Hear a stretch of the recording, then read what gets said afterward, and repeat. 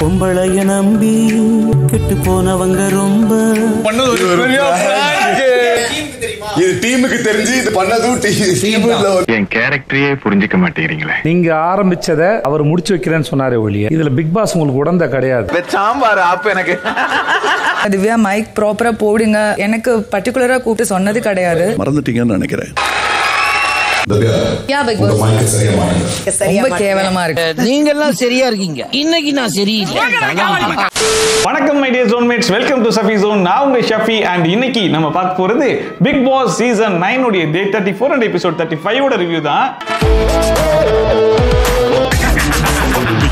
Saturday episodes வழக்கம் போல விஜய் சேதுபதி என்ட்ரியோட தான் எபிசோடே ஸ்டார்ட் ஆச்சு. உள்ள வந்தோடனே ஆடியன்ஸை பார்த்து ஷோ எப்படி இருக்கு அப்படிங்கிற மாதிரி கேட்டாப்புல ஆச்சரியப்படுற வகையில் நிறைய பேர் நல்லா இருக்கு அப்படிங்கிற மாதிரிலாம் சொன்னாங்க. அண்ட் கூடவே இப்பயுமே அவர் என்ன சொன்னார்னா, இந்த ஷோல வந்து எல்லாருக்குமே கருத்தை பதிவு பண்றதுக்கும் கத்துறதுக்கும் வித்தியாசமே தெரியாம தான் நடந்துட்டு இருக்காங்க அப்படிங்கிற மாதிரி சொல்லிட்டு, அண்ட் கூடவே ஒயில்ட் கார்டு என்ட்ரின்னு சொல்லிட்டு 4 பேர் உள்ள போயிருக்காங்க இல்லையா, அவங்க எல்லாம் உள்ள போகும்போது பயங்கரமா பேசிட்டு போனாங்க. பினாயில் ஊத்தி கழுவி விட போறோம், டெக்கோரம்னா என்ன, டிசிப்ளின் என்ன, டிக்னிட்டி என்ன, கிளாஸ் எடுக்க போறேன் அண்ட் வந்து கத்திக்கிட்டே இருக்காங்க அப்படிங்கிற மாதிரி நிறைய விஷயங்களை சொல்லிட்டு போனாங்க.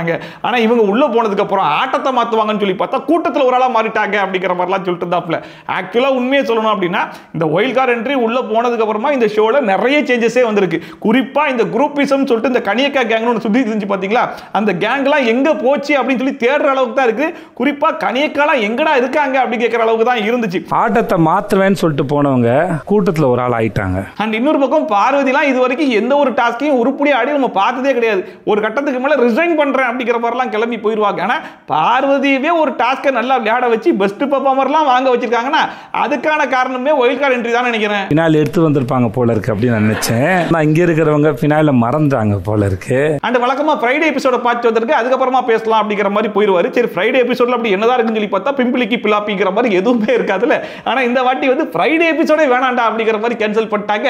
அதுவே ரொம்ப நிம்மதியா இருந்துச்சு. அதுக்கப்புறமா நேரா உள்ள போன உடனே பிரவீன் ராஜ் வந்து வேஷ்டி சட்டெல்லாம் போட்டு உட்காந்துருந்தாப்லையா, என்ன பிரவீன் ராஜ் வேஷ்டி சட்டெல்லாம் அப்படிங்கிற மாதிரி கேட்ட உடனே இல்ல சார் வீட்டில் தான் கொடுத்து அமிச்சாங்க, ஒய்ஃப் ஏதோ சிம்பாலிக்கா சொல்ல வராங்க போல இருக்கு, கொஞ்சம் அடக்கி வாசிடான்னு சொல்ல வராங்க போல சார் அப்படிங்கிற மாதிரி சொன்ன உடனே ஓ அப்படி சொல்ல வராங்களா, சரி ரைட் நாங்க ஒரு ஸ்ட்ராட்டஜி போட்டா நீங்க ஒரு ஸ்ட்ராட்டஜி போடுறீங்க அப்படிங்கிற மாதிரி விஜய் சேதுபதி கலாய்ச்சிட்டு இருந்தாப்ல. வீட்டில் தான் கொடுத்து விட்டாங்க பொண்டாட்டி சிம்பாலிக்கா அதை சொல்ல வராங்க அப்படின்னு. ஆக்சுவலா என்ன விஷயம் அப்படின்னு சொல்லி கேட்டீங்கன்னா, இந்த வாரம் டபுள் எவிக்ஷன், அந்த 2 பேர்ல இன்னொரு ஆள் யாருன்னு சொல்லி கேட்டீங்கன்னா பிரவீன் ராஜ் தான் எவிக்ட் ஆகி வெளியே வர போறாப்ல. இதுக்கு முன்னாடி வரைக்கும் ரம்யா தான் எவிக்ட் ஆகி வெளியே வர போறாங்க அப்படிங்கிற மாதிரி போயிட்டு இருந்துச்சு.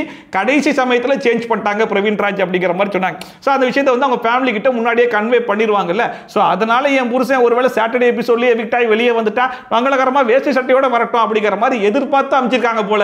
நாங்க ஒரு 300-400 பேர் சேர்ந்து போட ஸ்ட்ராட்டஜி விட இவங்கலாம் போட ஸ்ட்ராட்டஜி இருக்கு. அண்ட் அதுக்கப்புறமா இன்னைக்கு ஃபர்ஸ்ட் டாபிக்கா அந்த பிராங்க பத்தி பேசிடலாம் அப்படின்னு சொல்லிட்டு அந்த பிராங்க்ல இன்வால்வ் ஆனது மொத்தமா 3 பேர் இல்லையா, பிரஜன், பிரவீன் அண்ட் கமருதீன். இவங்க 3 பேரையும் கூப்பிட்டு ஒண்ணா உட்கார வச்சுட்டு நீங்க எதுவும் பேசாதீங்க, மத்தவங்க பேசுறத கொஞ்சம் அமைதியா உட்கார்ந்து கேளுங்க அப்படிங்கிற மாதிரி சொல்லிட்டு ஃபர்ஸ்டா சாண்ட்ரா கிட்ட கேட்டாப்ல. ஏன்னா சாண்ட்ரா தான் அந்த இன்சிடென்ட்டை பொறுத்த வரைக்கும் ரொம்பவே ஒட்டஞ்சி எமோஷனல் ஆகி அழுகவே செஞ்சாங்க இல்லையா. ஸோ அப்போ சாண்ட்ரா என்ன சொன்னாங்க அப்படின்னா, அது வந்து இது வரைக்கும் நான் பார்க்காத ஒரு பெரிய பிரச்சனையா இருந்துச்சு, இவங்க 3 பேரையுமே யாராலையுமே கண்ட்ரோலே பண்ண முடியல, அந்த அளவுக்கு பயங்கரமா துள்ளி குதிச்சுட்டு இருந்தாங்க. அண்ட் அது மட்டும் இல்லாமல் என்னுடைய பசங்கெல்லாம் வெளியே ஷோ பார்த்துட்டு இருப்பாங்கன்றது தான் எனக்கு ஃபர்ஸ்ட் மைண்ட்ல ஸ்ட்ரைக் ஆச்சு அப்படிங்கிற மாதிரி அவங்க ஒரு பக்கம் சொன்னாங்க. மெயினா என்னன்னா வெளியில என் குழந்தைங்க பார்ப்பாங்க அப்படின்ற ஒரு விஷயம் மனசுல பயங்கரமா இருந்தது. அண்ட் அடுத்த வினோத் என்ன சொன்னார்னா, கமருதீன் நிறையவே அட்வைஸ் பண்ணேன் சார், நிறைய கனவோட உள்ள வந்திருக்கான், ஹீரோ ஆகணும் அப்படிங்கிற மாதிரிலாம் ஆசைப்படுறான், அப்போ ஒரு 3 மாசத்துக்கு கண்ட்ரோலா இருக்கணுமா இல்லையா சார் அப்படிங்கிற மாதிரி கேட்கும்போது விஜய் சேதுபதி என்ன சொன்னார்னா, இங்க பாருங்க உங்களுக்கு வந்து கமருதீன் மேல ஸ்பெஷல் அக்கறை இருக்கிறதுலாம் ஓகே தான், ஆனா உங்களுடைய அக்கறை 3 பேர் மேலேயும் தானே இருக்கணும் அப்படிங்கிற மாதிரி கேட்டிருந்தாப்ல. ஆக்சுவலா வினோத்தும் கமருதீனும் கொஞ்சம் க்ளோஸ் தான், இல்லைன்னு சொல்ல முடியாது. பட் இந்த விஷயத்தை பொறுத்த வரைக்கும் வினோத் ஏன் கமருதீனுக்கு ஸ்பெஷலா அட்வைஸ் பண்றாங்க, அதாவது வினோத்தின் இல்லை எல்லாருமே வந்து கமருதீனுக்கு தான் கொஞ்சம் எக்ஸ்ட்ரா அட்வைஸே வந்து பண்ணிருப்பாங்க. அதுக்கு முக்கியமான காரணம் என்னன்னா, இந்த இன்சிடென்ட்ல ஐ மீன் இந்த பிராங்கை பொறுத்த வரைக்கும் கமருதீன் தான் போயிட்டு பிரவீன் மேல கையை வச்சு அடிச்சிருப்பாப்ல, வேற யாருமே வந்து அடிக்கல, துள்ளி குதிச்சிட்டு இருந்தாங்களே தவிர்த்து தடுத்து தான் விட்டுட்டு இருந்தாங்க. கமருதீன் மட்டும் தான் கை நீட்டி அடிச்சிருக்காரு அப்படிங்கிறதுனால வழக்கமா பிக் பாஸ்ல யார் வந்து கையை நீட்டி அடிக்கிறாங்களோ அவங்களுக்கு தான் ரெட் கார்டு கொடுப்பாங்க. சோ அதனால இந்த வாரம் கன்ஃபார்மா வந்து கமருதீனுக்கு ரெட் கார்டு கொடுத்து வெளியே அனுப்பிடுவாங்க. வாழ்க்கையை தொலைச்சிட்டியடா அப்படிங்கிற ஒரு மைண்ட் செட்ல தான் எல்லாருமே அட்வைஸ் பண்ணிருக்காங்க. அதை தான் இங்கேயுமே வினோத் வந்து விஜய் சேதுபதி கிட்ட மென்ஷன் பண்ண மாதிரி இருந்துச்சு. வெளியே போயிட்டு ஹீரோ ஆகணும் எத்தனை முறை என்கிட்ட ஷேர் பண்ணியிருக்கான். அண்ட் அடுத்ததான் இந்த பிரச்சனையை பத்தி கணிக்கிட்டு கேட்கலாம் அப்படின்னு சொல்லி பார்த்தா ஆல்ரெடி அவங்க இதை விட ஒரு பெரிய பிரச்சனையோட போராடிட்டு கிடந்தாங்க. மூக்கு கீழே எதையோ கூட மாட்டி வச்சிருப்பாங்க போல இருக்கு, அதை மாட்டுறது கஷ்டப்பட்டுதாங்களா. விஜய் சேதுபதியை பார்த்து ரொம்ப வருத்தப்பட்டு சரி ரைட்டுமா முதல்ல அந்த பிரச்சனையை முடிச்சுட்டு வாங்க, அதுக்கப்புறமா இந்த பிரச்சனையை பத்தி பேசலாம் அப்படிங்கிற மாதிரி சொன்னோன்னே அதெல்லாம் ஒன்றும் இல்லை சார் மாட்டிட்டேன் சார் அப்படிங்கிற மாதிரி சொல்லிட்டு கமருதீன் பட்டன் தான் சார் கொஞ்சம் பயமா இருந்துச்சு. ஏன்னா அவர் வந்து கையை நீட்டி அடிச்சிட்டாப்ல, கையில் ஏதாச்சும் கிடைச்சிருந்தா அதை வச்சு அடிச்சிருப்பாரா இல்லையா அப்படிங்கிற மாதிரி சொன்னாங்க. சொல்லிட்டியாமா சரி ரைட் இப்போ உங்க பிரச்சனையை பாருங்கன்ற மாதிரி கரெக்டாப்ல கமருதீன் ஒரு அடி அடிச்சிட்டார்ல சார் பட்டுன்னு, கையில் ஏதாவது கிடைச்சிருந்தா அடிச்சிருக்கலாம். அந்த அடுத்த திவாகரன் சாப்ல வழக்கமா அவர்கிட்ட கருத்தை சொல்ல சொன்னா அங்க என்ன நடந்துச்சு அப்படிங்கறத எக்ஸ்பிளைன் பண்ண ஆரம்பிச்சிருவார் இல்லையா. அந்த மாதிரி இப்பயுமே சார் பிரஜன் வந்தார் சார், இவர் வந்தார் சார் சொல்லிட்டு ரீப்ளே பண்ண ஆரம்பிச்சிட்டாப்ல. இங்க பார்ப்பா நான் அதெல்லாம் கேட்கல, நீ ரீல்ஸ் பண்ணும்போது நான் இதை தான் பண்ண போறேன் அப்படிங்கிற மாதிரி பண்ணுவியா இல்ல டேட்டா நடிப்பியா, டேட்டா நடிச்சிருவேன் சார், அப்ப அதே மாதிரி டைரக்டா விஷயத்துக்கு வாங்க அப்படிங்கிற மாதிரி சொன்னோன்னே இப்ப பாருங்க சார், அதாவது பிரஜன் இருக்கார்ல சார், அதாவது கமருதீன் இருக்கார்ல சார், நான் பாரு திரும்ப திரும்ப பேசிட்டு இருக்கேன், ஒழுங்கா விஷயத்துக்கு வா அப்படிங்கிற மாதிரி சொன்ன உடனே கடைசியா கமருதீனுக்கு ரெட் கார்டு கொடுத்துருவாங்கன்னு பயந்துட்டேன் சார் அப்படிங்கிற மாதிரி சொன்னார். அதை சொல்லியா அப்படி சொல்லிட்டு உட்காரியா அப்படிங்கிற மாதிரி உட்கார வச்சாப்ல. அவர் கம்ருவுக்கு எதுவும் ரெட் கார்டு எதுவும் வந்துருமோ அப்படின்ற ஒரு பெரிய பாட்டா இருந்துச்சு சார். அண்ட் அடுத்ததா பார்வதி என்ஜின் உடனே இந்த வாட்டி ஆச்சரியப்படுற வகையில் ஆடியன்ஸ் இருந்து பயங்கரமான கிளாப்ஸ் எல்லாம் வந்துச்சுக்க. அதை பார்க்கும்போது அட பாவிங்களா பார்வதி சப்போர்ட்டர்ஸ்லாம் இந்த வாட்டி உள்ள இறக்கி விட்டுட்டீங்களா அப்படிங்கிற மாதிரி இருந்துச்சு. ஆல்ரெடி அந்த பிள்ளைக்கு பெஸ்ட் பெர்ஃபார்மர் கொடுத்ததுல இன்னும் மீண்டு வரல, இதுல வீக்கெண்ட் எபிசோட்ல கிளாப் வேறையா விளங்கிருண்டா அப்படிங்கிற மாதிரி இருந்துச்சு. இதுல பார்வதி கிட்ட கேட்டதுக்கு அவங்க என்ன சொல்றாங்க, அதாவது சார் அந்த பிரச்சனை நடக்கும்போது அந்த இடத்துல நான் இல்ல சார் அப்படிங்கிற மாதிரி சொன்ன உடனே விஜய் சேதுபதி பார்வதி மட்டும் அந்த இடத்துல இருந்திருந்தாங்கன்னா இந்த பிரச்சனையுடைய முதலாவே அவங்க தானே இருந்திருப்பாங்க. அவங்களுக்கு என்ன வருத்தம்னா அது எப்படி நான் இல்லாம இந்த குடும்பத்துடைய சந்தோஷம் கெடலாம், இந்த குடும்பத்துடைய சந்தோஷம் கெடுக்கிறதுல முக்கியமான ஆளா நான் தானே இருக்கணும் அப்படிங்கிற மாதிரி சொன்ன உடனே சார் சார் அப்படிலாம் இல்ல சார் அப்படிங்கிற மாதிரி பார்வதி ஒரு பக்கம் சொல்ல, அதுக்கு விஜய் சேதுபதி என்னம்மா உன்னை பத்தி எங்களுக்கு தெரியாதா, நீ யாருங்கிறதுலாம் எங்களுக்கு தெரியத்தானே செய்யும் அப்படிங்கிற மாதிரி இந்த வாட்டி சுத்தி வளைச்சலாம் இல்ல ஸ்ட்ரெயிட்டாவே போடுதல் டாப்ல. மேடம் நீங்க யாருன்னு எங்க எல்லாரும் தெரியும் மேடம். நான் கூட நினைச்சேன் ஃபர்ஸ்ட் 4 வாரத்துக்கு பார்வதி அப்படியே நெகட்டிவ் ஷேட்லயே காமிச்சிட்டு வரும், 5வது வாரம் ஒயில்ட் கார்டு என்ட்ரிக்கு அப்புறமா பார்வதி அப்படியே பாசிட்டிவிட்டியா மாறுறாங்க. ஒரு பக்கம் பெஸ்ட் பெர்ஃபார்மர் டாஸ்க் எல்லாம் பயங்கரமா பெர்ஃபார்ம் பண்றாங்க, இன்னொரு பக்கம் பாத்தீங்கன்னா வீக்கெண்ட் எபிசோட்ல அதுக்கு பயங்கரமான கிளாப்ஸ் எல்லாம் வருது, எவ்வளவு பாசிட்டிவிட்டி பாத்தீங்களா அப்படிங்கிற மாதிரி காமிச்சிருவாங்கன்னு நினைச்சேன். நல்ல வேளை விஜய் சேதுபதி காப்பாத்திட்டாப்ல. இவங்க அமைதியை கலைக்கிறதுக்கு முக்கியமான ஆளு நாம தானடா, என்னடா இது. பட் எது எப்படி வாங்க என்னுடைய பர்சனல் ஒப்பீனியன் என்ன அப்படின்னு சொல்லி கேட்டீங்கன்னா இந்த சீசன் கிடையாது, இது வரைக்கும் வந்த மொத்த சீசனையும் எடுத்து பார்த்தாலும் பார்வதி மாதிரி ஒரு ஸ்பெஷலான பர்சன் கிடையவே கிடையாது. அதுக்கு முக்கியமான காரணம் என்னன்னா பார்வதி மாதிரி வேற யாராலையும் பேச முடியாது. இப்போ கூட பாருங்க அவங்க பார்க்காத ஒரு இன்சிடென்ட்டுக்கு அவங்க சொல்லக்கூடிய விளக்கம் என்ன தெரியுமா, அதாவது 3 பேர் சண்டை போட்டுருக்காங்க, இதுக்கு எதுக்கு இத்தனை பேர் போய் தடுக்கணும்னு கேட்கிறேன். ஒரு ஆள் போதாதா சார், விக்ரமே நல்லா டிஃபென்ஸ் பண்ணுவான் சார், அவன் ஒருத்தன் போய் 3 பேரையும் பிடிச்சிருக்கலாம் சார், இதுக்கே சார் இவ்வளவு பேர் போனாங்க, இவ்வளவு பேர் பதறினாங்க பயந்தாங்க, ஐ அம் டோட்டலி கன்ஃபியூஸ்டு சார் அப்படிங்கிற மாதிரி சொல்லிட்டு இருந்தாங்க. அதாவது பார்வதி மட்டும் அந்த இன்சிடென்ட் நடக்கிற இடத்துல இருந்திருந்தாங்க அப்படின்னா இவ்வளவு பெரிய குழப்பங்கள் இவ்வளவு பெரிய பதட்டங்கள்லாம் வந்திருக்காதான். அவங்க ஒத்தாளா 3 பேரையும் கண்ட்ரோல் பண்ணிருப்பாங்க. ஏதாவது ஒன்னு பண்ணி ஒரு ஆள் வந்து கூட வந்து ஸ்டாப் பண்ணி இதெல்லாம் கேட்கும்போது as a viewers நமக்கே இவ்வளவு காண்டாகுது, அங்க ஹோஸ்டா நின்னுட்டு இருக்கிற விஜய் சேதுபதிக்கு எவ்வளவு காண்டாகும்.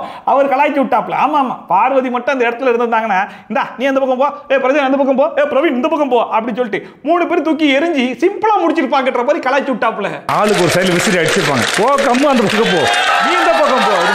கொஞ்சம் யோசிச்சு பாருங்களேன், இதுதான்ப்பா ஸ்கிரிப்ட், இதுதான் டைலாக், இதுதான் நீ பேசணும் அப்படிங்கிற மாதிரி நம்மளுக்கு எழுதி கொடுத்தா கூட சார் இதெல்லாம் என்ன சார் டைலாக், இதெல்லாம் சத்தியமா என்னால பேச முடியாது சார் அப்படிங்கிற மாதிரி நம்ம சொல்லிடுவோம். ஆனா எழுதி கொடுக்காத ஒரு டைலாக்கை அவங்க மனசார பேசுறாங்கன்னா எப்பேற்பட்ட ஆள் பாருங்க.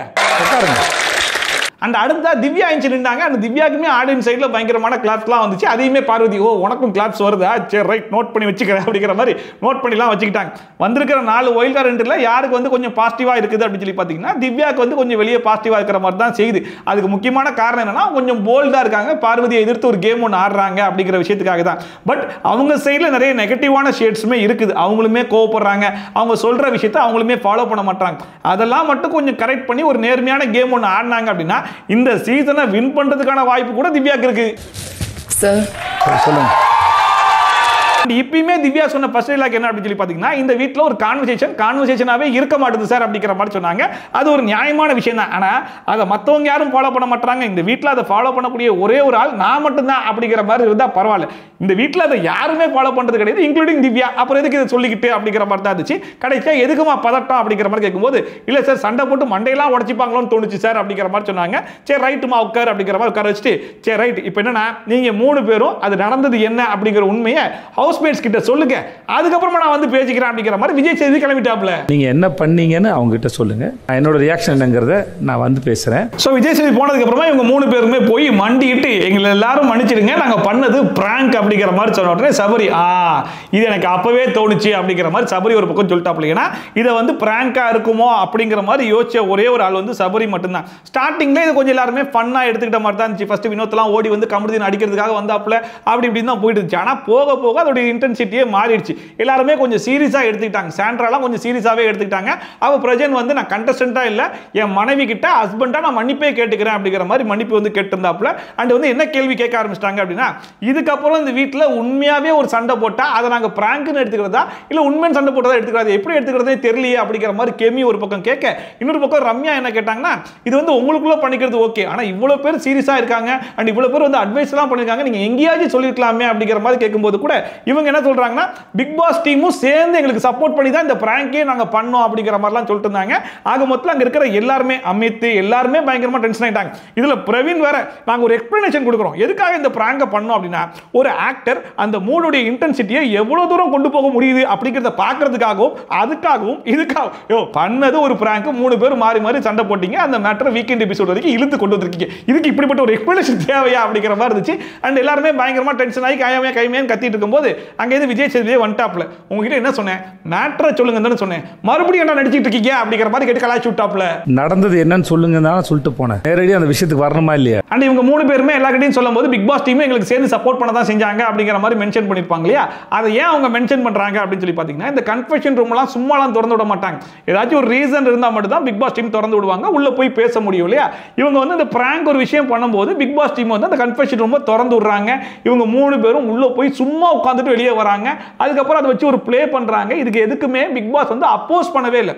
பிக் பாஸ் எந்த இடத்துல அப்போஸ் பண்ணலையோ அப்ப பிக் பாஸும் சேர்ந்து சப்போர்ட் பண்றாரு அப்படிங்கிற மாதிரி தானே அர்த்தம். ஆனா இப்ப விஜய் சேதுபதி என்ன சொல்றாப்ல, நீங்க பண்ண பிராங்குக்கு பிக் பாஸ் டீம் வந்து சப்போர்ட் பண்ணவே கிடையாது, எந்த விதத்திலையும் உடந்தை கிடையாது அப்படிங்கிற மாதிரி ரெஜிஸ்டர் பண்ணிருந்தாப்ல. அதை பார்க்கும்போது அதாவது கண்டென்ட் வேணும், ப்ரோமோ போடணும், டிஆர்பி ஏத்தணும், இதெல்லாம் நடக்கிற வரைக்கும் பிக் பாஸ் டீம் பொறுமையா உட்கார்ந்து எல்லாத்தையும் வேடிக்கை பார்த்துட்டு அவங்களுக்கு சேர்ந்து சப்போர்ட் பண்ணிட்டு கடைசியில் வீக்கெண்ட் எபிசோட் வந்த உடனே இங்க பாருங்க, இந்த மாதிரி சண்டை போடுற பிராங்குக்கெல்லாம் பிக் பாஸ் டீம் என்னைக்குமே உடந்தையா இருக்காது, அதை முதல்ல புரிஞ்சுக்கோங்க அப்படிங்கிற மாதிரி ரெஜிஸ்டர் பண்ணி சேஃப் சைடு கேம் விளையாடுறாங்களாமா. இதுல பிக் பாஸ் உங்களுக்கு உடந்த கிடையாது, நீங்க ஆரம்பிச்சதை அவர் முடிச்சு வைக்கிறேன்னு சொன்னாரே ஒழிய அவர் உங்களுக்கு உடந்த கிடையாது. இந்த மாதிரி பிராங்குக்கெல்லாம் பிக் பாஸ் டீம் உடந்தையா இருக்காது அப்படிங்கிற மாதிரி நீங்க சொல்றீங்கன்னா, இவங்க 3 பேர் ஒரு டிஸ்கஷன் பண்ணாங்க பாத்தீங்களா, அதெல்லாம் நீங்க கேட்காம இருந்தீங்க, கேட்டிருப்பீங்கல்ல, அப்பவே கன்ஃபெஷன் ரூம் கூப்பிட்டு இந்த பிராங்க் எல்லாம் பண்ணாதீங்கன்னு சொல்லிருக்கலாம். சரி ரைட், எப்படி பண்றாங்கன்னு பார்த்துட்டு பேசிக்கலாம் அப்படிங்கிற மாதிரி யோசிச்சிருந்தா கூட, அதை பண்ணி முடிச்சதுக்கு அப்புறமா 3 பேரும் கன்ஃபெஷன் ரூம்ல வந்து உட்கார்ந்து காமெடியா பேசிட்டு போனாங்கல்ல, அப்பயாச்சும் அவங்க கிட்ட இந்த மாதிரிலாம் பண்ணாதீங்க, முதல்ல போய் வெளியே சொல்லுங்க. ஏன்னா வீடே பேனிக் ஆயிருக்கு, ஒருத்தவங்களாம் எமோஷனலா டேமேஜ் ஆகி அழுதுட்டு இருக்காங்க,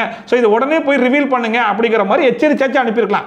இதை எதுவுமே பண்ணாம கடைசியில் அடிச்சிங்க பாருங்க பல்ட்டி அப்படிங்கிற மாதிரி, அவங்க சேஃப் கேம் ஆடுறாங்க இந்த இடத்துல பிக் பாஸ் டீம் தான் சேஃப் கேம் ஆட்டிருக்கீங்க, அவர் உங்களுக்கு உடந்த கிடையாது. ஸோ இது பிராங்க்னு தெரிஞ்சதுக்கு அப்புறம் மற்ற ஹவுஸ்மேட்ஸ் உடைய ரியாக்ஷன் என்னவா இருக்கு அப்படிங்கிற மாதிரி கேட்கும்போது ஃபர்ஸ்டா விக்ரம் மென்ச்சு இது இவ்வளவு தூரம் கொண்டு போயிருக்க வேண்டிய அவசியம் இல்லைன்ற மாதிரி எனக்கு தோணுது சார். சாண்ட்ரா காலம் ஒரு பக்கம் அழுதுட்டு இருந்தாங்க, நான் போய் ஒருத்தன் வாழ்க்கையை தொலைச்சிட்டான்னு சொல்லிட்டு அட்வைஸ்லாம் பண்ணிருந்தேன் சார், சை அதை நினைக்கும் போது எனக்கே ரொம்ப கேவலமா இருக்கு சார் அப்படிங்கிற மாதிரி அந்த மனுஷன் ஒரு பக்கம் சொல்ல ஆரம்பிச்சிட்டாப்ல. இன்னொரு பக்கம் சாண்ட்ராவுமே இதை பண்ணிருக்க வேண்டிய அவசியம் இல்லையோன்ற மாதிரி தான் எனக்குமே தோணுச்சு அப்படிங்கிற மாதிரி சொல்லிட்டு இருக்கும்போது பிரவீன் ராஜும் சபரியும் வழக்கமா சபரி பார்த்துக்கலாம், ரம்யா கிட்ட வீடு பார்த்துக்கலாம், பெருசா யோசிக்காத அப்படிங்கிற மாதிரிலாம் சொல்லுவார் இல்லையா, அந்த மாதிரி ஒரு ரியாக்ஷன் தான் பிரவீன் ராஜ் கிட்ட கொடுத்துருந்தாப்ல. அதை பார்த்து பிரவீன் ராஜ் அப்படிங்கிற மாதிரி சிரிச்ச உடனே, என்ன பிரவீன் ராஜ் சிரிக்கிறீங்க, இவ்வளவு சீரியஸா டிஸ்கஸ் பண்ணிருக்கோம், இது உங்களுக்கு தேவைதானா, கத்தாதீங்கன்னு சொன்னேன், நீங்க அதை பிராங்க்னு உருவாக்கி பிராங்க்ல போய் கத்திட்டு இருக்கீங்களா அப்படிங்கிற மாதிரி ஒரு பக்கம் பிரவீன் ராஜை போட்டு வாட்டுன்னு வாட்டிட்டாப்ல.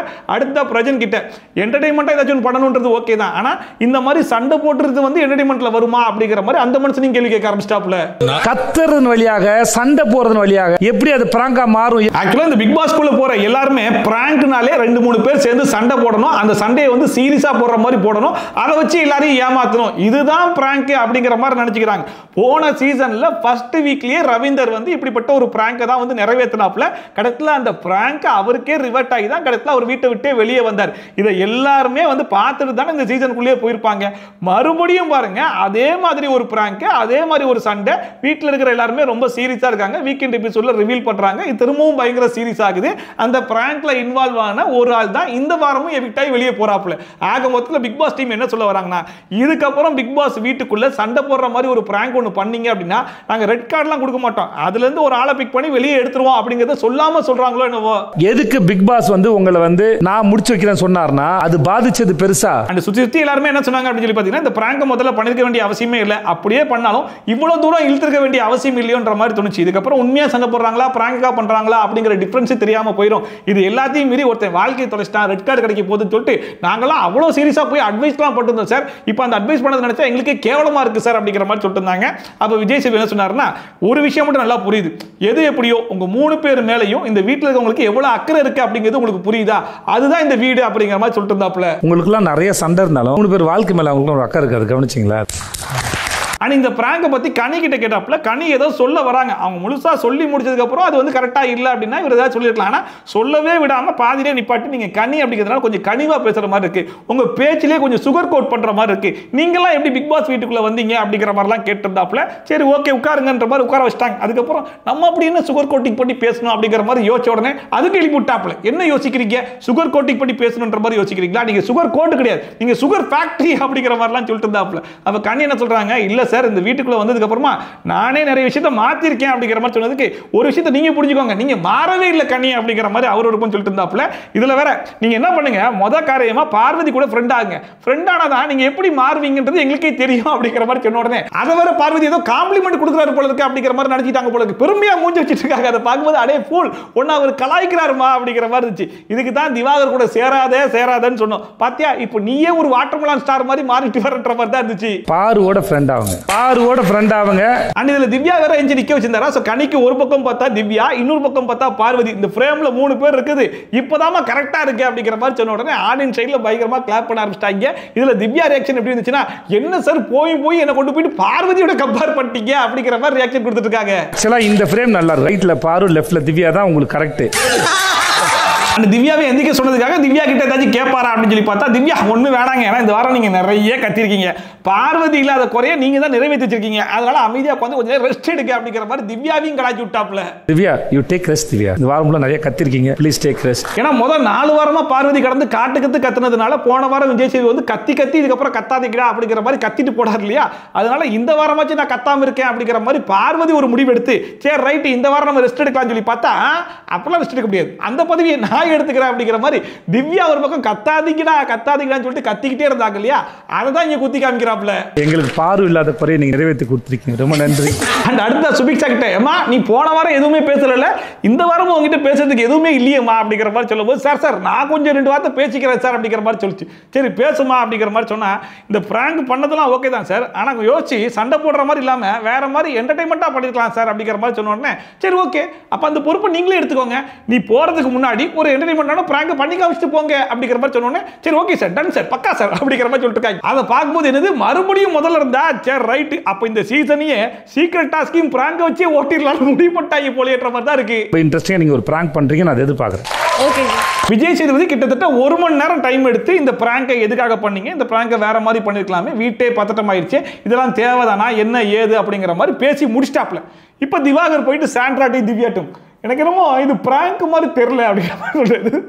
பிராங்க் மாதிரி தெரியல என்ன சொல்றீங்க, ஆமாமா எனக்கு கொஞ்சம் டவுட்டாக தான் இருக்கு அப்படிங்கிற மாதிரி சொல்லிட்டு ஏன்னா டவுட் அப்படிங்கிற மாதிரி கேட்டா, அதாவது இது ஒரு பெரிய சண்டே ஆயிடுச்சுல, இந்த சண்டை வெளியே வரக்கூடாது அப்படிங்கிறதுனால பிக் பாஸ் டீம் என்ன பண்ணிட்டாங்க, இவங்க 3 பேரையும் கூப்பிட்டு பேசி இது பிராங்க்னு சொல்லிருங்க அப்படிங்கிற மாதிரி சொல்லி அமுச்சு விட்டு இவங்க சமாளிக்கிற மாதிரி தான் எனக்கு தோணுது அப்படிங்கிற மாதிரி சொல்லிட்டு இருந்தாங்க. அப்ப திவ்யா ஏங்க அப்படி இருந்தா அவங்க சொல்லிருக்க மாட்டாங்களா, இல்ல விஜய் சேது சொல்லிருக்க மாட்டாரா அப்படிங்கிற மாதிரி சொல்லியுமே, இல்லம்மா எனக்கு என்னமோ அப்படிதான் தோணுது, அதெல்லாம் வெளியே ஓப்பனா சொல்லிட்டா ஷோக்குல கெட்ட பேர் ஆயிருமோ இல்லையா, அதனால தான் அப்படி சொல்றாங்க அப்படிங்கிற மாதிரி சொல்லிட்டு கமருதீன்லாம் நடிக்கிறத மாட்டி பாருமா, இதெல்லாம் மாட்டாத மாதிரி நடிக்கும் போது டவுட் வரலையாமா அப்படிங்கிற மாதிரி சொல்லிட்டு இருந்தாப்ல. இதுல சாண்ட்ரா வேற அப்படியா சொல்றீங்க என்னன்னா சொல்றீங்க அப்படிங்கிற மாதிரி கேட்டிருக்காப்ல. ஆமாமா இதுக்கெல்லாம் வாய்ப்பு இருக்குமா, ஷோக்கு கெட்ட பேர் வந்துடும், இந்த மாதிரிலாம் பண்ணுவாங்கம்மா அப்படிங்கிற மாதிரி சொல்லிட்டு இருந்தாங்க.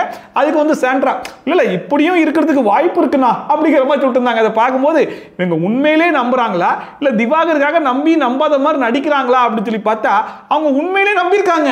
இதான் முடிச்சிட்டாங்க, டீசன்சியா முடிச்சிட்டாங்க. சொல்ற பாயிண்ட் கூட கரெக்ட். இப்போ இங்க திவாகர் சாண்ட்ரா கிட்ட பேசினதையும் திவாகர் சொல்றதையும் இந்த வீட்டில் நம்புறதுக்கு ஒரு ஆள் இருக்கா அப்படிங்கிற மாதிரி சாண்ட்ரா அதை நம்பினதையும் வெளியே இருந்து விஜய் சேதுபதி பார்த்து வந்த உடனே திவாகர் எஞ்சி நிக்க வச்சு சாண்ட்ரா கிட்ட மன்னிப்புலாம் கேட்டாப்ல.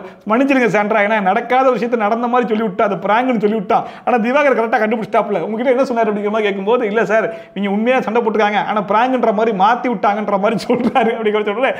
கரெக்டாக கண்டுபிடிச்ச திவாகர். எப்படி கண்டுபிடிச்சிக்க?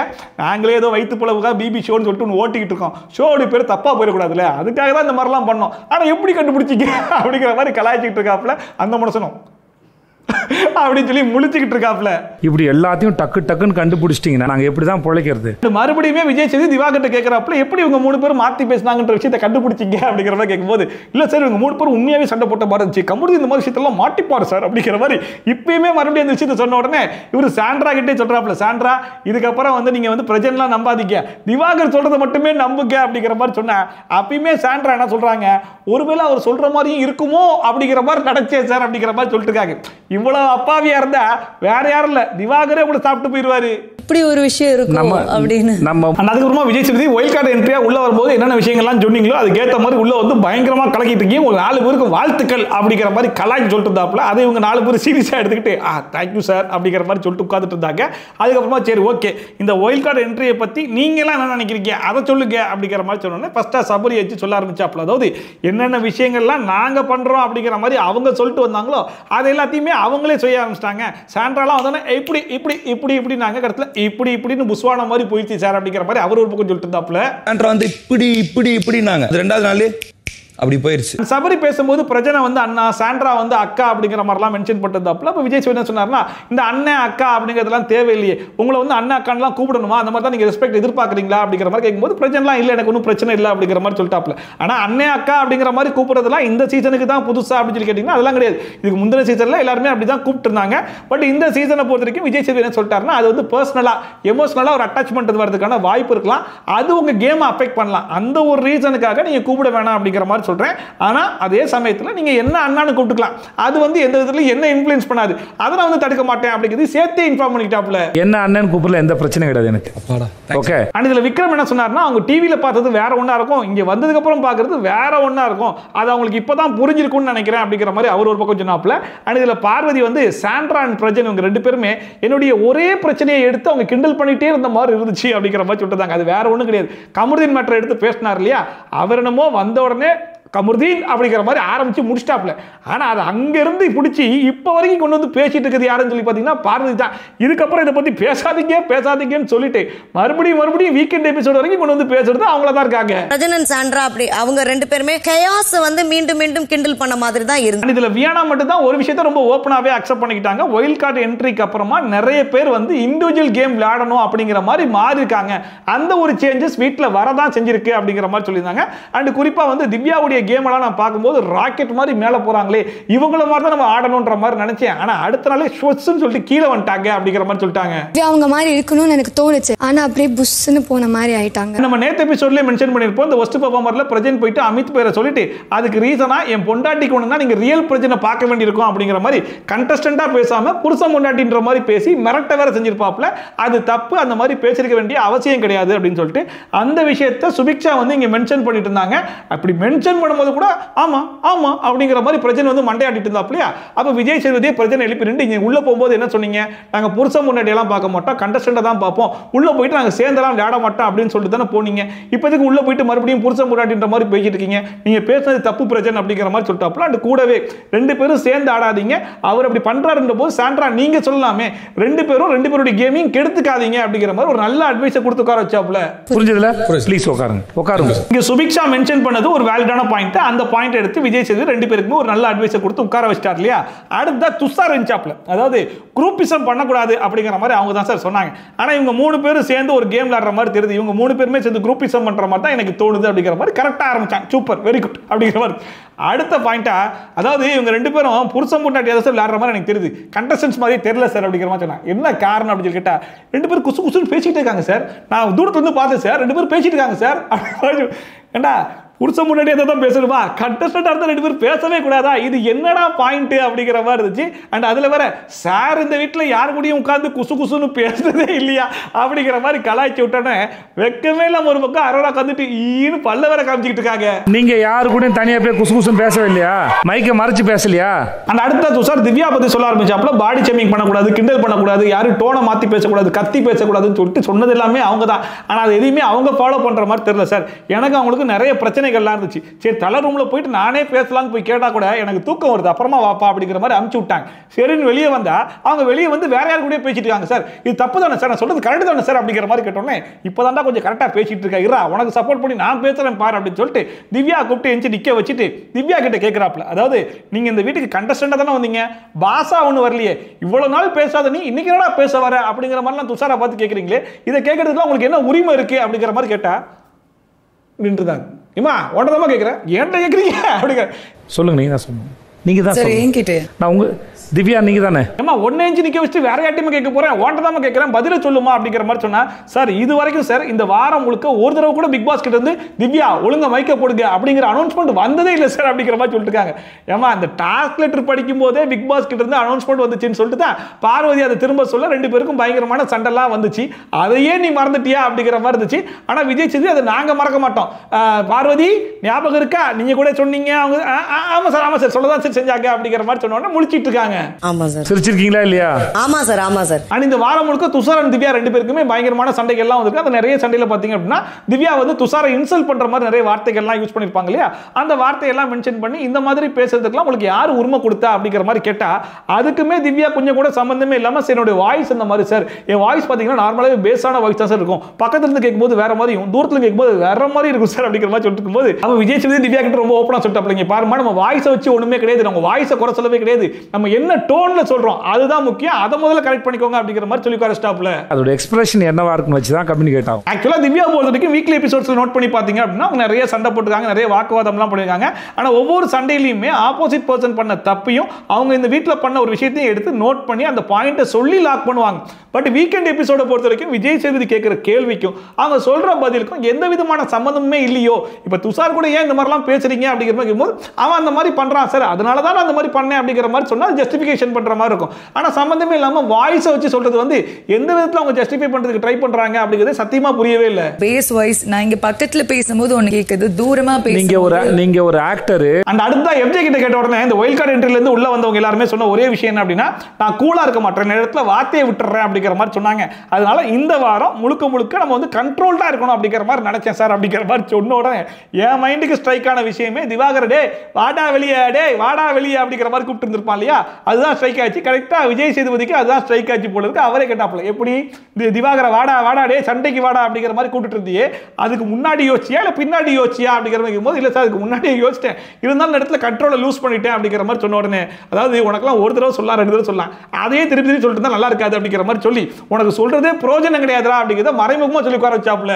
நீங்க நினைக்கிறீங்க ஆனா உங்களால உங்களை கண்ட்ரோல் பண்ண முடியல. ஃபர்ஸ்ட் வீக் இருந்தது இப்ப நான் ட்ரை பண்றேன் உங்களை கண்ட்ரோல் பண்றதுக்கு உட்காருங்க. அதுக்கப்புறமா கமுர்தி நினைச்சு பிரஜன் வந்து நல்ல ஃபயரா தான் சார் வந்தாரு, ஆனா பார்வதி கிட்ட தான் ஃபுல் ஃபோக்கஸ் இருக்கு அப்படிங்கிற மாதிரி கமுக்கமா பேசணும்னே, இங்க பார்ப்பா நீ ரொம்ப நெருக்கமா பேசியே பழகிருச்சு போல இருக்கு, எனக்கு அவ்வளவு நெருக்கம் வர மாட்டேது. அது எப்படின்னா இப்படிப்பா அப்படிங்கிற மாதிரி செஞ்சு காமிச்சிட்டு இருந்தாப்ல, அதை பார்த்து பார்வதி சிரிக்கிறாங்க, ரைட்டா நல்லா இருக்குடா அப்படிங்கிற மாதிரி இருந்துச்சு. அண்ட் அடுத்தா பார்த்தா இல்ல சார் திவாகர் பேசிட்டு இருக்கும்போது பிரஜன் வந்து எஞ்சி போனாரு சார், அதுக்கு வந்து திவ்யாவும் சப்போர்ட் பண்றாங்க சார் அப்படிங்கிற மாதிரி சொன்னோடனே திவாகர் ஏதோ ரியாக்ஷன் கொடுத்துருந்தாப்ல, திவாகர் எதுக்கு கொந்தளிக்கிறீங்க, கொஞ்சம் உங்க எமோஷனை கண்ட்ரோல் பண்ணுங்க, இவ்வளவுலாம் கொந்தளிக்க வேணாம், அவர் உங்களை பத்தி எதுவும் தப்பாலாம் சொல்லல, அவர் என்ன சொல்றாரு அப்படிங்கிறத புரிஞ்சுக்கிட்டு அதுக்கப்புறம் பேசுங்க திவாகர் அப்படிங்கிற மாதிரி ஒரு 1/4 மணி நேரத்துக்கு அட்வைஸ் பண்ணிட்டாப்ல. கடைத்த திவாகர் கிட்ட என்ன மேட்டர் சொல்லி கேட்டா, சார் அது ஒண்ணு இல்ல சார், கீழே ஒரு ரயில் பூச்சி வந்துருச்சா அதை பார்த்து ரியாக்ட் பண்ண அப்படிங்கிற மாதிரி, என்ன ஏதுன்னே தெரியாம 1/4 மணி நேரத்துக்கு அட்வைஸ் பண்ணிட்டாரு அப்படிங்கிற மாதிரி இருந்துச்சு. இதுல வர வினோத் அந்த ரயில் பூச்சில ஏறி அப்படி வீட்டுக்கு போயிருப்பா அப்படிங்கிற மாதிரி கலாய்ச்சி வேற விடுறாப்ல, கீழே ரயில் பூச்சி ஒன்று வந்துருச்சு சார், அதை பார்த்து அப்படியே அதில் ஏறி வீட்டுக்கு அதுக்கப்புறமா கமருதீன் மறுபடியும் கண்ணி பண்ண ஆரம்பிச்சாப்ல. திவ்யா வந்து பிரஜன் கிட்ட மட்டும் கொஞ்சம் சாஃப்டா நடந்துக்கிறாங்க, உள்ள வந்த உடனே குரூப்பிசம் பண்றோன்ற மாதிரி சொன்னாங்க. ஆனா இவங்களே அதை தான் சார் பண்ணிட்டு இருக்காங்க அப்படிங்கிற மாதிரி சொல்லிட்டு சாண்ட்ரா வந்து பார்வதி அப்படி பண்றாங்க இப்படி பண்றாங்கன்ற மாதிரி சொன்னாங்க சார் சொன்னாப்ல. உடனே அவங்க சொல்றது இருக்கட்டும், ஆனா நீங்க பார்வதி பத்தி எந்த கம்ப்ளைண்ட் சொல்ற மாதிரி தெரியலையே அப்படிங்கிற மாதிரி சொன்ன உடனே வீட்டில் இருக்கிற 50 பேர் சூப்பர் சார் அப்படிங்கிற மாதிரி கை தட்டி இருந்தாங்களா. அப்ப பார்வதி போதும் போதும் அமைதியா இருக்கு அப்படிங்கிற மாதிரி சொன்னேன். இங்க பாருங்க பார்வதி, அதை நீங்க சொல்லக்கூடாது, நான் தான் சொல்லணும், எல்லாம் கை தட்டுப்பா அப்படிங்கிற மாதிரி கை தட்ட விட்டுட்டு இருந்தாப்ல. அதுக்கப்புறமா கமருதீனை கண்ணி பண்ண விடுவாரான்னு சொல்லி பார்த்தா மறுபடியும் ஆரம்பிக்கிறாப்ல கமருதீன். அதாவது நைட்டு 10 மணிக்கு போய் திவ்யாட்ட பேச ஆரம்பிச்சேன் சார். 10 மணின்றது எப்படி கண்டுபிடிச்சிக்க? ஆக முதல்ல கமருதீன் சொல்ல வரதை கேட்க மாட்டாப்ல. அவர் சொல்ற ஒரு பாயிண்ட்ல இருந்து ஒரு பாயிண்ட் எடுத்து திவாகர் எதுக்கு ரியாக்ட் பண்ணிக்க, நீங்க பார்வதி பத்தி எதுவும் சொல்றது இல்லையே, 10 மணின்றது எப்படி கண்டுபிடிச்சி? அட பாவி, ஒருத்தன் ஒரு பாயிண்ட சொல்லி முடிக்கிறதுக்குள்ள 1 மணி நேரம் ஆயிரம் போலின்ற மாதிரி இருக்கு. இல்ல ஒரு 10 மணிக்கு மேல போய் பேசுறேன் பண்ண 10 மணி எப்படி கண்டுபிடிச்சிருங்க சார்? ஒரு லைட்ல ஆஃப் பண்ணிட்டாங்க சார். அதுக்குமே 10 மணிக்கு அவங்க லைட் எல்லாம் ஆஃப் பண்ண மாட்டோம், நாங்க எப்ப வேணாலும் ஆஃப் பண்ண தெரியுங்களா. நீங்க வந்து உச்சாட்டமா நடந்துக்கிற மாதிரிலாம் நீங்க யோசிக்காதீங்க அப்படின்னு சொல்லிட்டு அதுக்கு ஒரு 1/4 மணி நேரம் பதில் சொல்லிட்டு சரி கடைசியா சொல்லி முடிச்சிருப்பா அப்படிங்கிற மாதிரி சொன்னா, இல்ல சார் அவங்க கொஞ்சம் ரெஸ்பெக்ட் இல்லாம நடந்துக்கிறாங்க சார், மூஞ்சிலாம் திருப்பிட்டு போறாங்க சார் அப்படிங்கிற மாதிரி சொன்னா, சரி ஓகே போது உட்காருப்பா அப்படிங்கிற மாதிரி உட்கார வச்சாப்ல. வந்து முதுக திருப்பிட்டு போறாங்க சார். ஒரு இந்த ஒயில்ட் கார்டு என்ட்ரி உள்ள வந்திருக்கும் போது பார்வதி போயிட்டு திவ்யா கிட்ட என்னென்ன விஷயத்தெல்லாம் கறக்கணுமோ அது எல்லாத்தையும் கறந்து முடிச்சதுக்கு அப்புறமா திவ்யா கிட்டே போயிட்டு இங்க பாருங்க என் ஃபேமிலி என்ன யோசிக்கும், எங்க அம்மா என்ன யோசிப்பாங்கன்றதெல்லாம் நான் பாத்துக்கிறேன், அதை பத்திலாம் நீங்க ஒன்றும் யோசிக்க வேண்டிய அவசியம் கிடையாது தெரியுமா அப்படிங்கிற மாதிரி பேசிட்டு இருந்தாங்க இல்லையா. அந்த விஷயத்த மறுபடியும் சொல்ல சொன்னாப்ல பார்வதியும் இந்த மாதிரி தான் சொன்னேன் அப்படிங்கிற மாதிரி அச்சு பிசராம மனப்பாடம் பண்ணி அப்படியே ஒப்பிச்சாங்க. சரி இது எதுக்காக கிளறாப்ல, இந்த விஷயத்துல இவர் என்ன சொல்ல போறாரு அப்படிங்கிற மாதிரி பார்த்துட்டு இருக்கும்போது ஊர் அப்படிதான் நீ அப்படி நீ இப்படின்ற மாதிரி பேசும், குறிப்பா பெண்கள் அந்த மாதிரி பேசும். உன்னுடைய ஸ்டேட்மெண்ட்டை நான் மதிக்கிறேன் ஆதரிக்கிறேன். அதுக்கு என்ன காரணம்னா நீங்களாம் வந்து சின்ன பிள்ளைங்க கிடையாது, அடல்ட்ஸ் தான். நீங்க என்ன பண்றீங்க அப்படிங்கிறது உங்களுக்கு தெரிஞ்சுதான் பண்றீங்க. ஒரு பிரச்சனை வரும்போது அதை நீங்க தான் ஃபேஸ் பண்ண போறீங்க. ஊர் என்ன நினைக்கும் அப்படிங்கிறத பத்தி உங்களை நீங்களே சர்ப்ரைஸ் பண்ணிக்க வேண்டிய அவசியம் கிடையாது. இதை நான் எல்லாருக்கும் சொல்லணும்னு நினைச்சேன் அப்படிங்கிற மாதிரி சொல்லிட்டு இருந்தாப்ல. அதை பார்க்கும்போது ஆக்சுவலா இது ஒரு நல்ல விஷயம் தான். ஊர் என்ன நினைக்கும், ஊர் என்ன பேசும் அப்படிங்கிறதுக்காக நம்மளுடைய செயலை நம்ம மாத்திக்க வேணாம். நம்ம பண்ணக்கூடிய நல்ல விஷயத்தை நம்ம பண்ணிக்கிட்டே இருக்கலாம். கடைசியில் வரக்கூடிய விளைவுகளை நம்ம தான் ஃபேஸ் பண்ண போறோம் அப்படிங்கிறதுலாம் ஓகே. ஆனா அதை எந்த இன்சிடென்ட்டோட கொண்டு வந்து பேசுறோம் அப்படிங்கிற ஒரு விஷயம் இருக்கு இல்லையா. இந்த ஷோல பார்வதி பண்ண விஷயத்துக்கும் இப்ப விஜய் சேதுபதி பேசக்கூடிய இந்த மோட்டிவேஷனல் ஸ்பீச்சுக்கும் ஏதாச்சும் ஒரு சம்பந்தம் இருக்குதா அப்படின்னு சொல்லி கேட்டீங்கன்னா பெருசா எந்த விதமான சம்பந்தமும் இருக்கிற மாதிரி எனக்கு தெரியல. பார்வதி ஏதோ ஒரு நல்ல விஷயம் பண்ணிட்டு இருக்காங்க, அதை ஊரே சேர்ந்து மட்டம் தட்டி பேசிருக்காங்க. அவங்க பேச்செல்லாம் காதில் எடுத்து போட்டுக்காதமா, நீ போற வழி சரியான வழி, அதை பார்த்து போயிட்டே இருமா, என்ன விளைவுகள் இருந்தாலும் நீ தானே பேஸ் பண்ண போற, அதை நீயே பேஸ் பண்ணிக்கோ அப்படின்னு சொல்ற மாதிரி என்கரேஜ் பண்ணிட்டு இருக்காரு. அந்த ஸ்டேட்மெண்ட் நான் முழுமையா நான் மதிக்கிறேன், வரவேற்கிற ஸ்டேட்மெண்ட். ஓகே. அந்த வழக்கமா பிரஜன் இந்த வீட்டில் யார் கூட சண்டை போடும்போது அதிகமாக அவர் யூஸ் பண்ணக்கூடிய வார்த்தை என்னன்னா, நீ ஆம்பளை தானே தைரியமா பேசு, தைரியமா ஆம்பளை மாதிரி பேசு அப்படிங்கிற மாதிரி சொல்லிட்டு இருப்பார் இல்லையா. அதையுமே மென்ஷன் பண்ணி விஜய் சேதுபதி என்ன சொன்னார்னா, இந்த தைரியங்கிறது ஆம்பளைக்கு பெண்களுக்கு அப்படிங்கிற மாதிரிலாம் பிரிச்சு பார்க்க கூடாது, தைரியங்கிறது ஆண் பெண்ணு 2 பேருக்கும் சமமா இருக்கக்கூடிய விஷயம் தான், நீ இதுக்கப்புறம் அதை பிரிச்சு எல்லாம் பேசாத அப்படிங்கிற மாதிரி ஒரு நல்ல அட்வைஸை கொடுத்தாப்புல. ஆம்பளையா தைரியமா முன்னாடி வந்து பேசி சொல்லக்கூடாது, அது உங்களுக்கு சொல்ல விரும்புறேன். உட்காருங்க. ஸோ ஒன்ஸ் எல்லாருமே இந்த ஒயில்ட் கார்டு என்ட்ரில வந்து 4 பேருடைய கேமை பத்தி சொல்லி முடிச்சதுக்கு அப்புறமா விஜய் சேதுபதி இந்த 4 பேர்ட்ட என்ன சொன்னார்னா, நீங்க உள்ள வரும்போது என்ன சொல்லிட்டு வந்தீங்க, இப்போ அது என்னவா இருக்குது அப்படிங்கிறத ஓரளவுக்கு இவங்க சொன்னதை வச்சு உங்களுக்கு புரிஞ்சிருக்கும்னு நினைக்கிறேன். ஸோ எல்லாரோடையும் சேர்ந்து ஒரு கேம் விளையாடுறதுக்கு பாருங்க அப்படிங்கிற மாதிரி சொல்லிட்டு மனுஷன் பிரேக் விட்டு போயிட்டாப்ல. இந்த பிரேக் விட்டு போன உடனே பார்வதி கமருதீன் வந்து பேசிட்டு இருக்காங்க. அப்போ கமருதீன் சொல்றாப்ல, அது ஜஸ்ட் பிராங்க் தான் பண்ணேன் அப்படிங்கிற மாதிரி சொன்ன உடனே பார்வதி என்ன கேட்கறாங்கன்னா, அதை எப்போ நீ பிராங்க்னு சொல்ல போற அப்படிங்கிற மாதிரி கேட்டாங்க. எதை அதை அப்படிங்கிறாங்க. அதாவது கமருதீன் வந்து லவ் பண்றன்ற மாதிரி சொல்லிட்டு இருந்தார் இல்லையா, அந்த மேட்டரை எப்படி பிராங்க்னு சொல்ல போற அப்படிங்கிற மாதிரி வந்து கேட்டிருக்காங்க. இவங்க ஒயில்ட் கார்டு என்ட்ரி உள்ள வந்திருக்கும் போது அதிகமா இவங்க எல்லார்கிட்டையும் போய் சொன்ன விஷயம் என்ன அப்படின்னு சொல்லி பார்த்தீங்கன்னா, கமருதீன் வந்து லவ் பண்றேன், நான் பிடிச்சி தான் பண்ணேன் அப்படிங்கிற மாதிரி சொல்லிட்டு இருக்காங்க. ஆனா என் சைடில் ஃப்ரெண்டை தாண்டி பெருசா எதுவுமே இல்லை, இந்த லவ்ன்ற மேட்டரே இல்லை, பவுண்டரியே நான் கிராஸ் பண்ணல அப்படிங்கிற மாதிரிலாம் பேசிட்டு இப்போ விஜய் சேதுபதி நீ பண்ற விஷயம்லாம் கரெக்டாக தான் இருக்குது, ஊர் என்ன பேசும் மக்கள் என்ன பேசுவான்றதுக்கெல்லாம் மாத்திக்காதமா அப்படிங்கிற மாதிரி சொல்லிட்டு போனார் இல்லையா. அதை மைண்ட்ல ஏத்திக்கிட்டு மறுபடியும் லவ் மூடுக்கே வந்துட்டாங்க போல. எது பிராங்க்? அண்ட் அதுக்கப்புறமா விஜய் சேதுபதி இன்னைக்கே ஒருத்தர் வந்து நம்ம எலிமினேட் பண்ண போறோம் அப்படிங்கிற மாதிரி சொல்லிட்டு ஃபர்ஸ்ட் ஒரு சில பேரை நான் சேவ் பண்ணிடுறேன் அப்படிங்கிற பேர்ல ஃபர்ஸ்ட் பேரா எஃப்ஜே பேரை வந்து சொல்றாப்ல. எஃப்ஜே இப்படி ஃபர்ஸ்டாலாம் சேவ் பண்ணா அந்த மனுஷங்கிட்ட எப்படி நம்ம மாற்றத்தை எதிர்பார்க்க முடியும்? அதான் நம்ம எவ்வளவு பண்ணாலும் மக்கள் நம்மளுக்கு ஓட்டு போடுறாங்களே, ஃபர்ஸ்டாவே சேவ் பண்றாங்களே, அப்ப நம்ம பண்றது கரெக்ட் தான் போல இருக்கு அப்படிங்கிற மாதிரி அவனுக்கு தோணிடாதா அப்படிங்கிற மாதிரி இருந்துச்சு. ஸோ அதுக்கப்புறமா வினோத், கமருதீன், வியானா, சபரி அண்ட் விக்ரம் இவங்க எல்லாருமே வந்து சேவ் பண்ணிட்டாப்ல. மீதி இருக்கிறது யாருன்னு சொல்லி பார்த்தீங்கன்னா துஷார், ரம்யா, கெமி, திவாகர், பிரவீன் அண்ட் பார்வதி. ஸோ இவங்கள்ல இருந்து ஒரு ஆள் யார் போக போறா அப்படின்னு சொல்லி பார்த்தா துஷார் தான் எவிக்டட் அப்படிங்கிற மாதிரி காடை காமிச்சு விடுறேன். யார் தெரியுமா ஷாக் ஆகுறா? அரோரா. என்ன சொல்றீங்க, இந்த சீசனுடைய பெஸ்ட் பிளேயரே அவன் தான், அவனை எப்படி எவிக்ட் பண்ணீங்க அப்படிங்கிற மாதிரி ஒரு ஷாக் ஒன்று கொடுத்தாங்க பாருங்க. எனக்கு குபீர்னு சிரிப்பு வந்துருச்சு. எனக்கு தெரிஞ்சு அரோரா இதுக்கப்புறம் பீன் பேக் போட்டு நம்ம எவங்கிட்ட பேச போறோம் அப்படிங்கிற மாதிரி ஃபீல் பண்ணி அழுதுச்சா என்ன ஏதுன்னு தெரியல. அதுக்கு வேற துஷார் வந்து கெட்டி பிடிச்சிட்டு ஒன்றும் கவலைப்படாத, அடுத்த வாரம் வெளியே வந்துடும்ல, நம்ம வெளியே பீன் பேக் போட்டு பேசிக்கலாம் அப்படிங்கிற மாதிரி ஆறுதல் சொன்ன மாதிரி தான் இருந்துச்சு. அந்த கடைசியா வெளியே போறதுக்கு முன்னாடி ஒரு டான்ஸ் எல்லாம் போட்டு மறுபடியும் கெட்டி பிடிச்சிட்டு போனா அரோராவை. எனக்கு தெரிஞ்ச இந்த பிக் பாஸ் ஹிஸ்டரியில ஒருத்தர் வீட்டை விட்டு எவிக்ட் ஆகி வெளியே போகும்போது உள்ள இருக்கிற கண்டஸ்டன்ட் ஒருத்தவங்க ஃபீல் பண்ணி அழுகுறாங்க.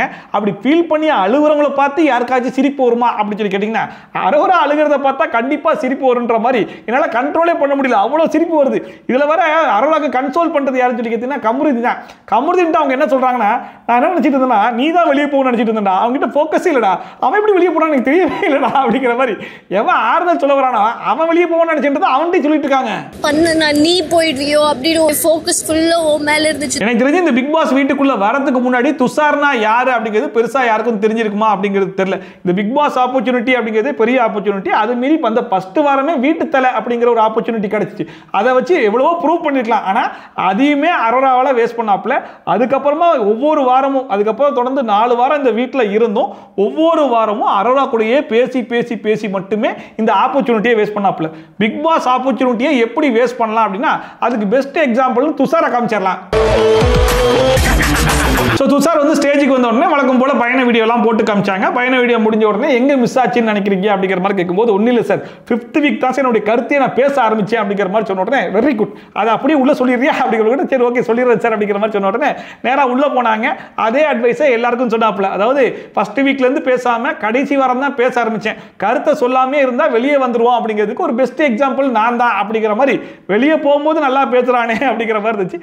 சரி ரைட்டுப்பா, நான் துஷாரை வழி அனுப்பிச்சிட்டு நானும் கிளம்புறேன், அடுத்த வாரம் மீட் பண்ணலாம் அப்படிங்கிற மாதிரி வந்து துஷார் கிளம்பா அப்படிங்கிற மாதிரி சொன்ன உடனே துஷார் ஆடியன்ஸ் கிட்ட தப்பா நினைச்சுக்காதீங்க, ஒரே விஷயம் சொல்லிக்கிறேன் அப்படின்னா என்ன அப்படின்னு முக்கியமா சொல்ல போறேன் அப்படின்னு சொல்லி பார்த்தா, அதாவது நானும் அரோராவும் நல்ல ஃப்ரெண்ட்ஸா தான் இருந்தோம், அது எப்படி வெளியே தப்பா போச்சுன்னு எனக்கு சத்தியமா தெரியவே இல்லைங்க அப்படிங்கிற மாதிரி சொல்லிட்டு நீ பீன் பேக்ல உட்காந்து பேசும்போதும் நீங்க ஸ்விம்மிங் பூலுடைய வியூவை பத்தி எக்ஸ்பிளைன் பண்ணி பேசுனீங்க பாருங்க, அதெல்லாம் பார்த்ததுக்கு அப்புறமும் நீ இந்த மாதிரி பேசுற அப்படின்னா உன்னை என்ன சொல்றதுன்னு சத்தியமா புரியவே இல்லையே அப்படிங்கிற மாதிரி நமக்கு தோணும் போது விஜய் சரி சொல்லிட்டாப்ல, உனக்கு வேற ஒன்றும் இல்லை, வாய் தான் சனி கிளம்பு அப்படிங்கிற மாதிரி அனுப்பிச்சு விட்டாப்ல. அதுலயும் பாருங்க துஷார் இன்னும் முழுசா வெளியவே வரல, இப்பதான் வீட்டை விட்டே வெளியே வந்திருக்காப்ல, அதுக்குள்ள தப்பா போயிருச்சுன்ற வரைக்கும் கண்டுபிடிச்சாரா. உன் வாய் தான் உனக்கு பிரச்சனை அப்படி.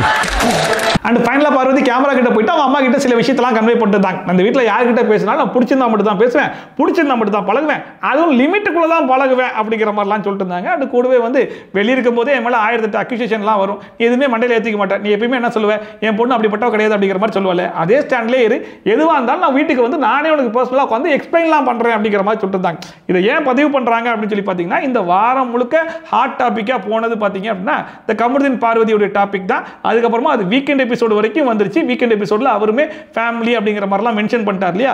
ஸோ அதனால அவங்க ஃபேமிலிக்கு ஒரு கிளாரிஃபிகேஷன் கொடுக்குறேன்ற பேரில் இந்த மாதிரி பேசிட்டு இருந்தாங்க. அதுவும் ரொம்ப எமோஷனலாக வர பேசிட்டு இருந்தாங்க. நீ வந்து நான் பேசுற வரைக்கும் நீ இது எதையுமே வந்து மைண்ட்ல போட்டுக்காத. அதோட இன்னைக்கு எபிசோடு வந்து முடிஞ்சு போச்சு. இன்னைக்கு எபிசோட பொறுத்த வரைக்கும் அந்த பிராங்கை மெயினாக அந்த 3 பேர் என்ன நினைச்சிருப்பாங்க அப்படின்னா, வீக்கெண்ட் எபிசோட்ல பயங்கர சர்ப்ரைஸாக இருக்க போது, பயங்கர ஃபன்னாக இருக்க போது, அது குறும்படம்லாம் போட்டு காமிக்க போறாங்க அப்படிங்கிற மாதிரி ஒரு பெரிய எக்ஸ்பெக்டேஷன் வச்சிருப்பாங்கன்னு நினைக்கிறேன். ஆனால் இவங்க அப்படியே பல்ட்டி அடிச்சு அது அவ்வளோலாம் நல்லா இல்லை, பிக் பாஸ் டீம்லாம் சப்போர்ட் பண்ணல, இதுக்கப்புறம் இந்த மாதிரிலாம் பண்ணாதீங்க அப்படிங்கிற மாதிரி அவங்க சொல்லுவாங்கன்றது எதிர்பார்த்துக்க மாட்டாங்க. அந்த ஹவுஸ்மேட்ஸோட ரியாக்ஷன் இந்த மாதிரி இருக்கும் அப்படிங்கிறதுமே இவங்க எதிர்பார்த்துக்க மாட்டாங்கன்ற மாதிரி தான் இருந்துச்சு. கடைசியில் இந்த வீட்டில் பிராங்க் பண்ணீங்கன்னா ஒரு ஆள் எலிமினேஷன் கன்ஃபார்ம் அப்படிங்கிற மாதிரி தான் கொண்டு போயிட்டு இருக்காங்க. நாளைக்கு வந்து பிரவீன்ராஜ் வந்து எவிக்ட் ஆகி வெளியே போறாப்ல. அண்ட் அதுக்கப்புறமா பார்த்தீங்கன்னா ஒயில்ட் கார்டு என்ட்ரி எப்படி இருந்துச்சு, அவங்க 4 பேர் எப்படி பெர்ஃபார்ம் பண்ணாங்க அப்படிங்கிற மாதிரி கேட்கும்போது அந்த 4 பேரையுமே முடிஞ்ச அளவுக்கு கழுவி ஊற்றிருக்காங்கன்னா அவங்களுடைய கான்ஃபிடன்ஸையும் கொஞ்சம் உடைக்கணுமா இல்லையா. ஸோ உடைச்சிட்டாங்க. ஸோ அடுத்த வாரத்தை பொறுத்த வரைக்கும் wild card entry versus housemates அந்த மாதிரி இல்லாமல் எல்லாருமே ஒரே மாதிரி தான் இருக்கும் அப்படிங்கிற மாதிரி தான் எனக்கு தோணுது. அது எப்படி இருக்க போகுது அப்படிங்கிறத பொறுத்து இருந்து பார்க்கலாம். அதுக்கப்புறம் எலிமினேஷன், துஷார் எவிக்ட் ஆகி வெளியே போவார் அப்படிங்கிறது தெரியும். பட் துஷாருக்கு அடுத்தபடியாக பார்க்கும்போது இந்த அரோரா, ரம்யா இவங்களையும் இப்படி வெளியே எடுத்தாங்க அப்படின்னா ஓரளவுக்கு ஷோ நல்லா இருக்குமோ அப்படிங்கிற மாதிரி தோணுது. ஸோ என்ன நடக்க போகுது, ஏது நடக்க போகுது அப்படிங்கிறத பொறுத்து இருந்து பார்க்கலாம். இன்னைக்கு எபிசோட் பார்த்தீங்கன்னா உங்களுடைய கருத்து என்ன அப்படிங்கிறது மறக்காம கமெண்ட் செக்ஷன்ல சொல்லுங்க. அண்ட் இதே மாதிரி ட்ரோல்ஸ் அண்ட் ரிவ்யூஸ்லாம் கண்டிப்பாக பார்க்கணும்னா மறக்காம சப்ஸ்கிரைப் பண்ணிட்டு பக்கத்துல இருக்கிற பெல் ஐகான் டான் தட்டி விட்டீங்கன்னா போற வீடியோ நோட்டிஃபிகேஷன் டான் டைம் வந்து சேர்ந்துரும். ஸோ மீண்டும் சூப்பரான வீடியோட சூப்பரான ரிவ்யூவோட சூப்பரான ட்ரோலோட வந்து சந்திக்கிறேன். பை ஃப்ரம் சாப்பி, tata, bye and take care.